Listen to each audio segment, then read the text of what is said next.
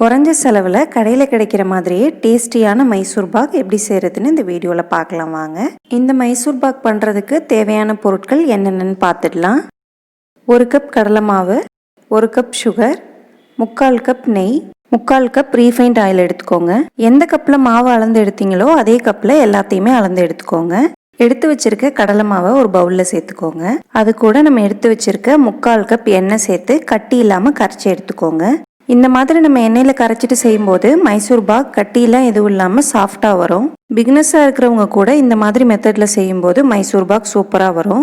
மாவு கட்டி இல்லாமல் கரைச்சி எடுத்தாச்சு. இப்போ நம்ம மைசூர் பாக் செய்ய ஆரம்பிச்சிடலாம்.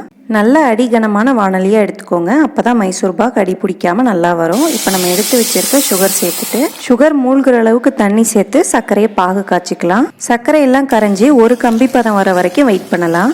ஒரு கம்பி பதம் வர ஸ்டேஜை நான் ஸ்டெப் பை ஸ்டெப்பாக காட்டுறேன் பாருங்கள். இப்போ சர்க்கரையெல்லாம் கரைஞ்சி லேசான நுரை வருது. இப்போ கலந்து விட்டுக்கிறேன். இந்த சின்ன பபிள்ஸ் எல்லாம் அடங்கி பாகு நல்லா திக்கான பிறகு கொஞ்சம் பெரிய பெரிய பபிள்ஸ் வருது பாருங்கள். இதுதான் கரெக்டான பக்குவம். இந்த ஸ்டேஜில் நம்ம கரைச்சி வச்சிருக்க கடலை மாவை சேர்த்துட்டு கை விடாமல் கலந்து விட்டுக்கோங்க.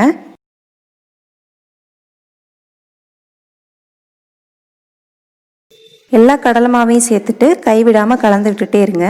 கொஞ்சம் திக்காகி வரும்போது நம்ம எடுத்து வச்சிருக்க நெய்யில் கொஞ்சம் கொஞ்சமாக சேர்த்து கலந்துக்கோங்க.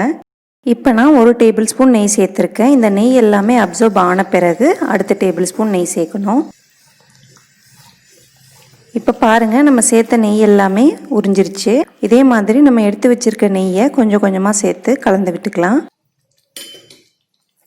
கைவிடாமல் கலந்துட்டே இருங்க. அப்போ தான் அடியில் ஒட்டாமல் இருக்கும். நான் இன்றைக்கி எண்ணெய் பாதி நெய் பாதி கலந்து இந்த மைசூர் பாக் செஞ்சிட்ருக்கேன். முழுக்க முழுக்க நெய் சேர்த்தும் இந்த மைசூர் பாக் செய்யலாம். எல்லா நெய்யுமே உறிஞ்சிருச்சு. நம்ம அடுத்த பேட்ச் நெய் சேர்த்துக்கலாம். இப்போ பாருங்கள், நம்ம சேர்த்த மாவை விட வெந்து நல்லா டபுளாகி வந்திருக்கு. இதே மாதிரி நெய் சேர்த்து கிளற கிளற நல்லா அதிகமாகி வரும். கடையில் அதிகமாக காசு கொடுத்து வாங்குகிற இந்த மைசூர் பாகை நம்ம வீட்டிலேயே செய்யும்போது செலவும் கம்மியாகும், குவான்டிட்டியும் அதிகம் கிடைக்கும். இந்த மெத்தடில் செஞ்சிங்கன்னா 30 நிமிஷத்தில் ஈஸியாக மைசூர் பாக் செஞ்சிடலாம்.